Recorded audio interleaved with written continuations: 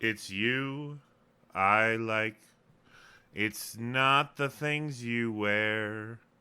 It's not the way you do your hair. But it's you I like. The way you are right now. The way down deep inside you. Not the things that hide you. Not your toys. They're just beside you. But it's you I like. Every part of you. Your skin, your eyes, your feelings. They're old or new. I hope that you'll remember, even when you're feeling blue, that it's you I like. It's you yourself. It's you. It's you I like.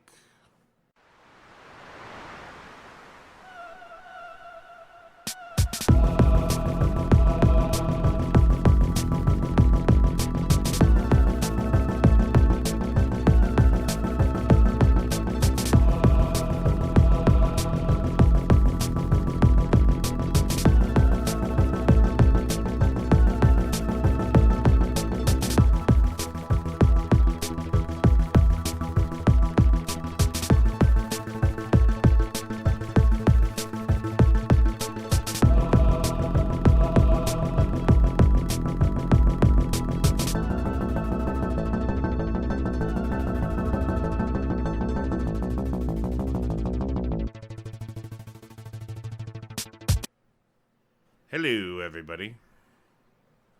I Bam calling at you from the shadows, from the darkness, from the whatever. I don't even know. So, I'm not committed to this, obviously, as much as I used to, but I still like to do it from time to time when I think the problem, honestly, is maybe I don't have that much to talk about. Maybe I'm just not that, not that guy. I mean, I started out doing it weekly, and, that, I did that. I think we can all agree that some of that earlier work that I did, some of it was okay, some of it was not okay.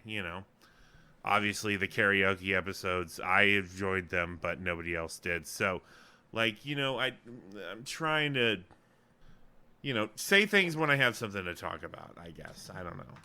Maybe that's what I'm doing. And, I had plans to revive it. Like I was going to do this, I was going to do that. And, none of that ever ended up happening. And that's, it's totally my fault. I don't blame anybody. Let us say this here at IBAM now is that IBAM is, if anything, an experimental project that has no specific release schedule. So, I mean, at this point, expect them when I do them, but don't expect me to be done forever. How about that? That's what I can promise. Is that IBAM is going to continue doing what it does, and it'll do the best that it possibly can, given its limitations, namely me. And I'm not perfect. So I hope you liked that little jingle I gave you at the beginning. The jingle is the wrong word. So I hope you liked that little ditty I gave you at the beginning. I just watched A Beautiful Day in the Neighborhood with Tom Hanks as Fred Rogers, and it was a delightful movie. I mean, it was heart wrenching, definitely, because as anything with Fred Rogers is, if you saw his documentary, it's heavy lies the crown. You can kind of say. I mean, you don't necessarily need to say that about Fred Rogers, but I mean that's, he had a job, he had a mission, and he went after it wholeheartedly. But that's not really what I'm here to talk about. I just like that. I like that song. It's You I Like. I mean, it's a neat little ditty, and you know, it's pretty true most of the time. I mean, the people I don't like them because they're, you know, a particular type of dude or whatever. I like them, or, you know, female, you know, chick, dude. You know, I don't like them because they're a particular type of dude or chick. I like them because, you know, who they are and, you know, how they relate to me and how we, you know, relate to each other. So, I am making this video here on the eve, not the eve. The eve is wrong. So less than a month from now, I will be officiating a wedding, which is pretty. It's a lot of, you know, responsibility, but also I think I'm up to the challenge. I'm excited for that. I'm looking forward to it. I think about it every fucking day, and I will be so happy once it's over, because I love the people that I'm officiating for, and I don't want to let them down. But at the same time, how dare they? How dare they put this on me? No, I'm just kidding. I'm totally honored and absolutely excited, and yeah, I'm looking forward to it, and I'll be happy when it's over. But yeah, so today I've been thinking a lot about video games and kind of like how they've risen in, you know, general society and, you know, pop culture and, you know, just as a part of history, honestly, because my life honestly can be defined by two things, and two things very specifically. And one of those is Star Wars, which I've talked about, and the other one is video games. Those are two things that from when I was just a lad, like pre-understanding, to this day, two things that have always been there. I mean, tangential from my family, of course, and the people that love me and blah, blah, blah, blah, blah. I'm saying, like, the things that have kind of externally, the external things that have shaped my life and have kind of put me on the path that I am today, and, you know, have helped, you know, foster the obsessions and, you know, whatnots that the you know, fandom and the things that I really kind of, you know, outside of, you know, the people that I love, the things that I care about, you know, that those have pretty much consistently been Star Wars and video games. It's hard to, you know, attach yourself to one particular, like Star Wars is a ever growing, like it's a constantly evolving and changing organism. So, you know, that in and of itself is interesting. But video games, you know, there's a constant, you know, like a phase shift of things where things become standard, become retro, and things that are, you know, futuristic become, you know, obsolete, and so on. It's a constantly moving forward. Star Wars, we could make the argument, is kind of stagnant over the last 30 years. You know, hasn't grown a lot, hasn't tried to pursue a lot of new territory. Video games, on the other hand, are constantly shifting and growing and changing and moving and on. So it's kind of weird that to juxtapose those two things, and that's not what I'm here to do. That's my kind of jumping off point. Is I've talked about Star Wars before and the importance of Star Wars in my life, and, you know, how I've kind of feel like what Star Wars, the promise of Star Wars, has never really, you know, been fulfilled. It hasn't really lived up to its potential.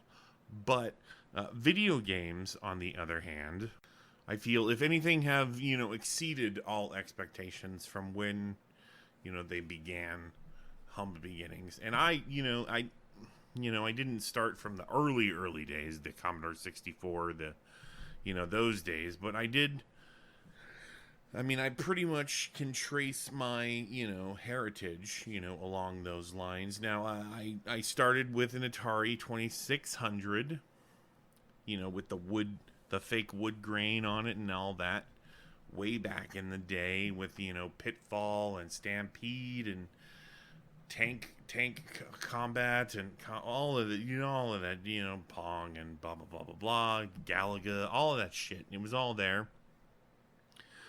And then proceeded, to move from there to the NES, which we all, I think, anyone of our, ilk cut our teeth in that, vein. Now, this is where things diverge. A lot of people that I talk to, and, pretty much, majority of people moved to the SNES, the Super Nintendo. And that's where a lot of people, Super Mario World and Super Metroid and so on, they did all of that stuff. I, never really experienced that. I wanted a Genesis, I wanted Ultra Beast, and I wanted Sonic the Hedgehog. Like, those are two of my favorite games of all time. To this day, haven't beat either one of them, but have still many a fond memories of playing them. So Genesis is where I went, and from there, after the Genesis, I went to the PS1, the original PlayStation. And from there, I became a PC gamer, pretty much exclusively for many, many, many, many, many years before I got my PS4. So I missed out on a lot of stuff in between there as far as consoles go. Like, I don't give a shit about anything. I mean, I've played a couple games on N64 and GameCube and so on and so forth. And, some of them are great and some of them are not so great. And, I don't really care at this point in time about, what your, console loyalty. Obviously, that's it's a false dichotomy. It's something that, they tried to ingrain into us when we were children and, slaves to, the corporate masters. But now that we're older and we can spend our, disposable income, those of us who have it and those of us who save it, on whatever we want, then slavish devotion to a console doesn't matter. I could own all the consoles out there right now if I really wanted to. I don't really care to, but I could. I mean, my PC fulfills most of my needs as far as gaming goes. The reason I got the PS4 was, it was an interactive need. I wanted something to do everything on. I wanted, Netflix on there, Hulu on there. I wanted everything in one little tight little package. And this Spider-Man game came out, and it was only available on PS4. So that's why I went PS4. And I played that game, and that game was phenomenal. I really enjoyed the new Spider-Man game. If you haven't played it, I highly recommend it. Though, if you don't have a PS4, you'd have to buy one. So I don't know that necessarily you want to do that. If you want to play something similar to it without the same kinetic, Batman, Arkham City, and the Arkham Knight, those ones kind of play, and Arkham Origins, they kind of play similar to that, sort of, with the punch counter, punch counter, special move, gadget combat, like all of that. But it's so much more frenetic and just like quick with Spider-Man. Like, Batman's kind of a lumbering beast, and he's kind of slow and slops people, giant dudes around, where Spider-Man just, lobs them around because, Spider-Man can, like, a dude that weighs 400 pounds is like tossing a pizza in the air. It's like nothing to Spider-Man. So, I don't know. I really enjoyed that. But the reason, I guess the reason that I decided to talk about this today, I was listening to a podcast called How Did This Get Played, and they were talking about, they were answering questions from their fans, and one of the fans asked a question about, important gaming experiences, or gaming experiences that made you feel special, or whatever. Like, so basically, And that just got me thinking, like, connections to video games. Like, what video games have actually given to me in my real life? You know, lasting connections that have, spanned the test of time, have stood the test of time, is the, what I was supposed to say there. And, honestly, quite a few came to mind. So I think kind of the earliest all the way, like my first real video game connection was with my buddy Colin. Like, so my brother was friends with his brother. So they were the older brothers. And they were real dicks to us, as older brothers are wont to do when you're children. And they, I wanted to not be ostracized by them, so I kind of kept the younger brother Colin at a arm's length because I was afraid of their backlash or whatever. But one day he kind of convinced me to hang out with him, and he brought his Nintendo over to our house along with all of his games that were in this fancy little carrying case. And, that was where our friendship kind of started. It was just with that, because we didn't have a Nintendo of our own. We had this, like, weird-ass computer that my mom got from, like, a home shopping network type thing that had a couple of games. The one that I can't remember any of them other than one of them was Where in the World is Carmen Sandiego, which I played quite a bit of. Yeah, so no, that was how our friendship started, but from there we actually became really good friends, and now 28 years later we're still friends. So that was just the blossoming of our friendship, was that all just started with him, bringing his Nintendo over to my house. Like, it's just a beautiful little moment that, blossomed into, and now, my friends that I've met since then are part of their family, and we have this whole extended family. Like, it's a whole big thing. And maybe it would have happened without the NES, but I'm just saying, if I can point to a catalyst of where that friendship actually started, that's where it was. Now, I'm not saying that our friendship is based on the NES, because, we haven't played that shit in years, but we're still friends. So, obviously, that was just the genesis of it. And I think that's kind of a really big moment for me. And one of my favorite memories as a child, I was spending the night at my friend's house, and we had a copy of Kirby's Adventure on the NES, which is, you can keep your Marios and your Links and your whatevers. I think Kirby is the greatest NES character ever created. And that game, Kirby's Adventure, was amazing. The way you could absorb creatures and take their powers and use them to fight, the other creatures. And certain powers would be more useful in doing certain things. And that was a game that I played. We played it for hours, and I remember it was daylight. And we were still, like, we started in the evening, and then all of a sudden the sun was rising, and we were still playing that game. Like, that was a pretty seminal moment for me. That was when I realized that video games could be...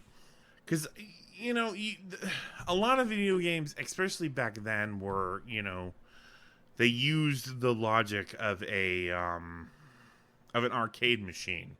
Like, trying to get more coins out of you. Right? So, a lot of games would just be, run, run, run, die, run, run, run, die, run, run, run, die, continue, run, run, run, die, run, run, run. Like, they didn't really get the understand. Like, you've already got the $60 from me for this video game. You don't have to keep, torture me like an arcade game would, so you keep throwing coins in it. Like a lot of the game publishers didn't get that. And that was, I mean, probably my favorite NES game of that era was Final Fantasy. The first Final Fantasy. That's the first video game I ever beat. That's the first video game I ever started and ended. One, because it had a save feature. And two, because it wasn't about, trying to memorize a specific sequence of. No, it was all about, leveling characters, getting the right party, getting the right equipment. If you don't have the right equipment, you can grind. It's a game that introduced me to the grind. That Giants hallway, you just go from one side to the other, go back. You just get shitloads of experience, shitloads of money, until everyone can afford the silver sword, and then you just move on from there. Oh man, it was good times. Oh, and then from there, I mean, the Genesis era, I mean, I played some great games, Mortal Kombat 2 and Shinobi 3 and whatnot. I also had a copy of Judge Dredd, which was one of the worst video games ever. But, I didn't really do a lot of friend gaming with the Genesis at that time. I wasn't really getting, in that era, if you didn't have a Super Nintendo, nobody gave a fuck. It was really kind of disappointing. But then I got the PS1 and things kind of moved up from there. And there was some interesting shit. Twisted Metal series, if you're familiar with that. I actually had a weird-ass knockoff called Vigilante 8, which was set in the gas crisis of the 70s, where people were fighting over gas, and then, there was, alien technology and weird shit. I spent a really long evening with my buddy Kevin playing that game and really exploring all the weirdness that it had to offer. And I also had another knockoff called Crimson Tide, which was Twisted Metal, but under the water. So it was there was space aliens, weird technology and shit, but there were a bunch of different submarines that were fighting each other, and you had your torpedo launchers, but of course you could pick up, different weapons to do different powers under the sea. So a lot of Twisted Metal clones back then.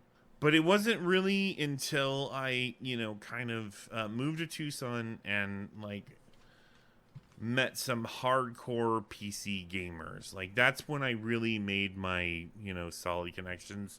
Even friends that I have to this day, I met because of a LAN party that I went to with this shitty ass Dell laptop that had a weird flaw in its video card. The video card would cut off.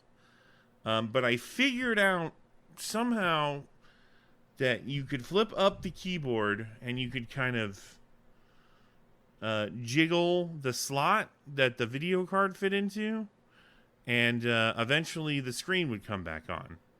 So that was kind of I had a laptop, but the screen, the keyboard was kind of just sitting there. It wasn't connected to anything, because I could flip up the keyboard and jiggle the connector to the video card. And, but yeah, I played a bunch of shit on that. That was, I got an introduction to Counter-Strike. And, Raven Shield, Soldier of Fortune. These old school, first-person shooters that I'd never really played before that were a lot of fun. And, and also Dawn of War, which was that was pretty much my first introduction into the 40K universe in computer form. I'd actually played the the tabletop miniature game before, but I didn't know it was in computer form. I was like, this is amazing.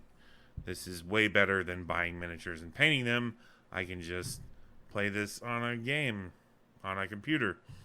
So yeah, it was pretty fucking amazing, and that was my first LAN party experience of, like, a lot of people play games online these days, but playing a game in the same room with somebody so that as you kill them, you can look at them in the eye and say, "Go fuck yourself," or "Ha ha ha, bitch," or whatever you want to do, like, or well played, sir. Like, however you want to handle it, like, because some fights are actually legitimately like, respect, bro. Like, I cannot believe I killed you. And to this day, I still do LAN parties with some of those guys. Some people have moved on and done other things, but not everybody. And some of us, are still friends, and we like to.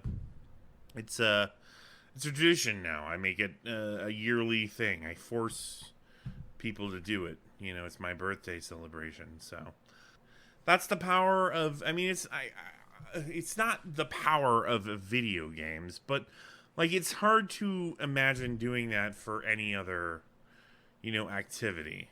Like, I could potentially have a role-playing game that we do for 48 hours straight, where one person is the DM, and we all just have characters that we play for 48 hours. But you can't sustain that with the number of people that get involved in a LAN party. Like, I wouldn't be able to include... Like, that would be 6 people tops, and somebody would have to DM for 48 hours. Like, that's exhausting. You can't really... I mean, I would love it, but I don't want to be the DM that does that. So, yeah, like, there's no... Like, the LAN party, I think, is a perfect way to include everybody. And, we have, if everybody can't have the same games, that's fine. We have spare computers. We make sure that everybody gets included. Like, it's a really beautiful thing. Like, it's all, like, that all comes from video games. Like, with something else, we couldn't do that. Again, like, board games is another thing that I'm really a fan of. But, like, the most prolific board game, like, the most players I can think that we could get into one board game would probably be like 8. I think I have one that might be able to support 9, but even that only lasts 6 hours. You can't just keep playing that for 48 hours, the same board game over and over again. The variety of video games alone just gives you so many choices. Like, I mean, that's so those are those are the things, like, those are the connections, like, that video games has afforded me. Like, those are the things, those are the, like, relationships that I've been able to sustain over multiple years and decades and so on. Maybe germinated by video games, and if not germinated by, I mean, at least sustained through. And there's been I had my FPS phase when Modern Warfare, Call of Duty 4 Modern Warfare came out. I was obsessed with that game. And when Modern Warfare 2 came out, I was even more obsessed with that game. I have not logged many hours on first-person shooters. I have logged over 100 hours on Modern Warfare 2. That's how much I love that fucking game. That being said, then Battlefield came out, and then Battlefield 3 came out, and then Battlefield 4 came out, and then Modern Warfare Zombies, and blah, blah, blah, blah, blah. And eventually, it was too fucking much. I couldn't first person it enough. Like, I don't want to learn a new game. I want to, like, you can't, I mean, like, I've already got all my guns unlocked in Battlefield 3 and 4. Like, why do I want to jump into Battlefield 1 where I have nothing unlocked, and it's going to be so frustrating to do that. That's my problem with first person shooters, and it's not my problem, it's that the people that I was playing with couldn't stay focused enough. Like, this is the new one, let's play this one. Eventually I just bowed out. I'm like, I can't play the new first person shooter anymore. I'm done. You know? Whatever's the new thing, I'll buy it for the LAN party. Maybe I'll play it for the LAN party, maybe not. But yeah, I mean, going back to my original statements about, the things that I have really been obsessed with, and I didn't talk about, I didn't mention comic books because that's just a whole nother bag of worms. But so Star Wars, comic books, video games, like those have been my three the main things that I've been, obsessed with, been interested in. And movies to a lesser extent, and now more because there's movies about comic books being made. But I mean, a lot of my conversations and friendships over the in the early 2000s were a lot about movies. But just because I didn't have any of the new consoles. Like I was a PC exclusive gamer, like playing, like I didn't have a made console. I had this old Gateway that I got a 40 gig hard drive for. I was like, wow, this is the pinnacle. And I got a CDR 16X CDR, bro, and a 40 gig hard drive. Modded that fucker out. Yeah, this was very early 2000s where that shit was like hardcore. But it was at the time. I mean, for a PC gamer, like that was what you were looking for. Like, you just needed space to install your games, and you needed to be able to rip your music from Napster onto discs. That was all. That was the PC gamer, man. That was what it was. Or if you weren't using Napster, you were using LimeWire. But we're not going to talk about PC gamers in the early 2000s for much longer. So what I'm trying to say, very ineffectively, but so like as I said, Star Wars, great deal of promise, kind of squandered over the last couple of decades. Didn't really necessarily live up to its potential. There's a lot of ancillary stuff connected to the movies that I think holds some merit, but it was definitely prolific, but it never transcended its source material, is kind of what I'm going for. Star Wars never outgrew A New Hope. Like it always kind of just rode those coattails. I never really experienced a Star Wars story that I was like, this is amazing. Like, even if there was no Luke Skywalker, this is the one. Like, this doesn't even need Obi-Wan Kenobi. This doesn't even need Darth Vader to exist to have this be an interesting story. It might be out there. I'm just saying I never came across it. Video games, on the other hand, are constantly moving forward, are constantly growing, are constantly evolving, are constantly changing, and are constantly getting better. Not even just in graphics. I mean, honestly, at this point, graphics are irrelevant. Like, show me one game that came out 5 years ago that the graphics are better than a game, or that are worse than a game that came out, yesterday. I'm just saying, pretty much. I mean, in the 90s, 91 versus 96, graphics probably jumped like immensely.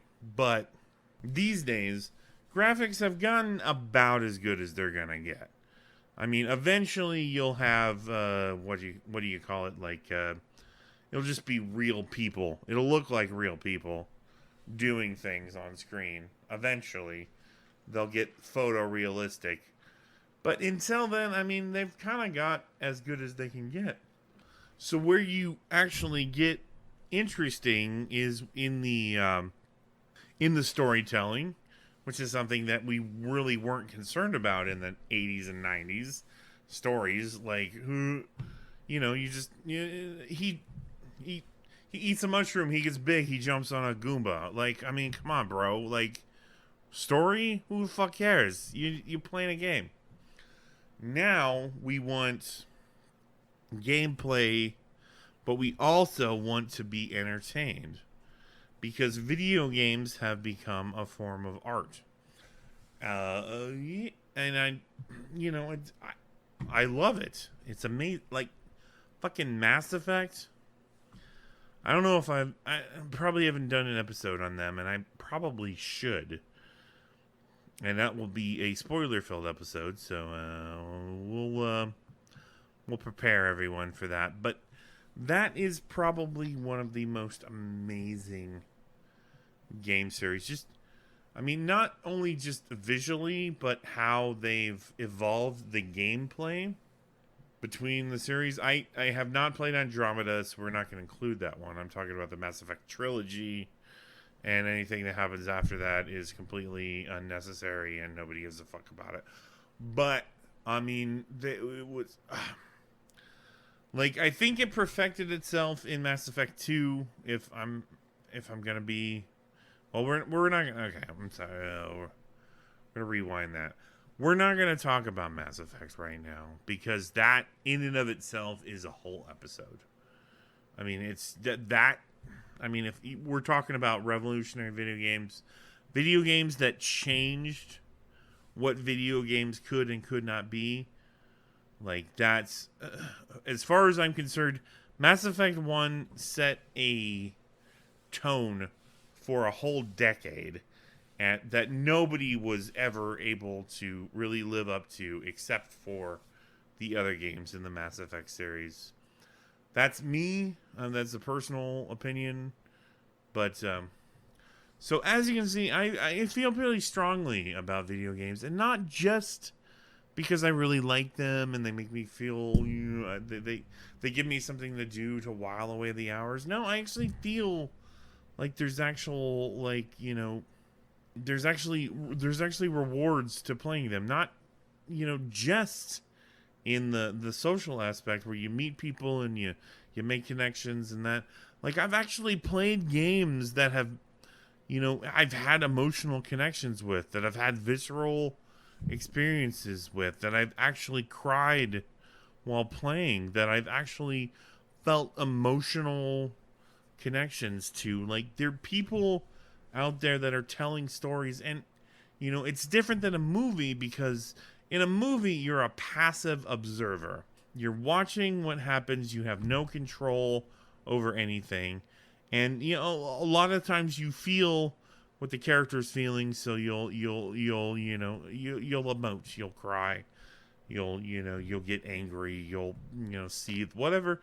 You'll feel that connection to the character on the screen, but you don't get that same feeling watching a movie that you do from a video game, because you're not a passive observer. You have control, you have agency somewhat in the story. You can't control everything that happens, but you control how you react to it. You can, somebody does something that you don't like, and you have options. You can usually, I mean, most of those options tend to be, shoot the bad guys until you find the supervillain and kill that guy. But, I'm just saying, you feel, it kind of feels more cathartic to actually involve yourself in the events that you feel emotionally connected to rather than just passively observing them. And I think that's what I've been trying to say for the most part is that video game some people don't get why a man of 38 years old would still be playing video games at his age. Like, get real, bro. Like, maybe you just settle down and get serious. Why are you still playing video games? Because I'm human and I still feel things, and I'm feeling things from these interactions that I have with these computer games that people create.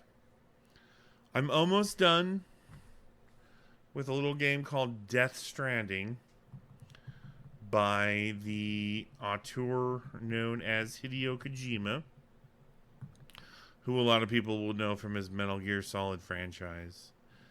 And I think I'm probably going to have to do a podcast about that one, spoilerific as it's going to be. Because, I mean, that game, oh my god. I've never played a game like it before, and I will never play another game like it, I'm almost positive.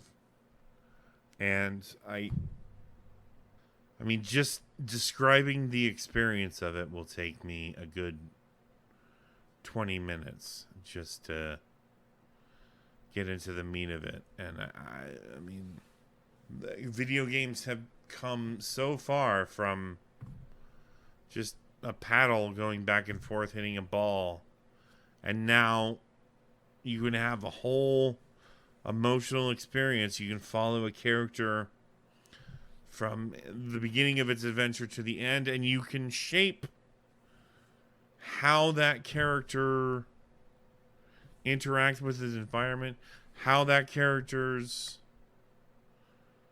I mean, not necessarily in Death Stranding or, in every game, but in a lot of games you can actually shape how that character interacts with his world and how his story ends. You can affect actual change in a story that you are participating in. I mean, it's I don't know who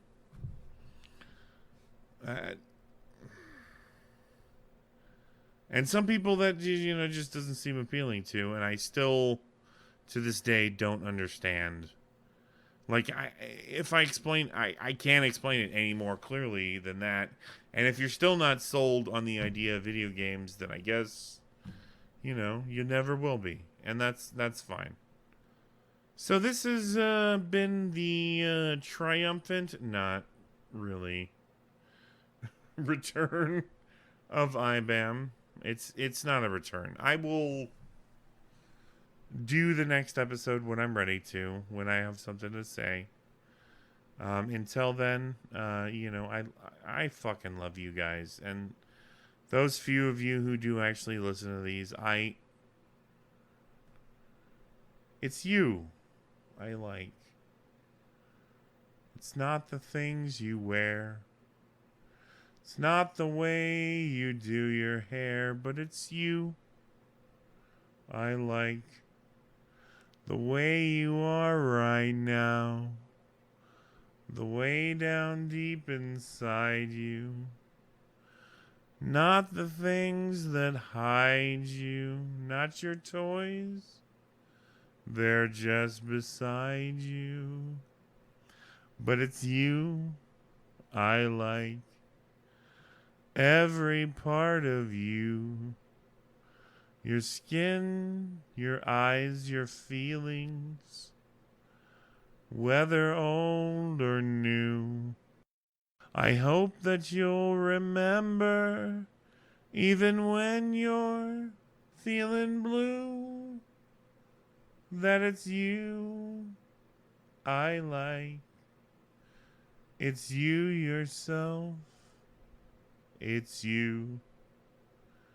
It's you I like. I love you guys. Take care.